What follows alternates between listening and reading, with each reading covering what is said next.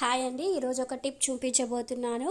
మా బాబుకి జలుబు చేసిన ప్రతిసారి నేను ఇదే యూజ్ చేస్తానండి. ఇంట్లో 3 days వేస్తాను.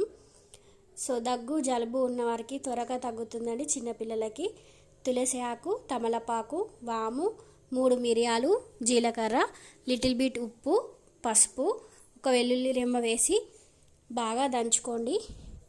అలా దంచాక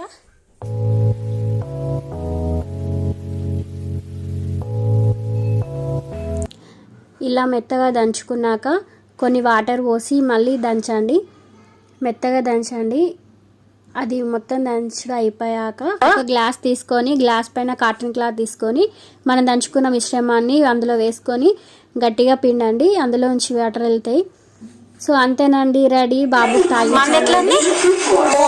ఎక్స్ప్రెషన్ చూడండి ఎలా ఉందో మా బాబు.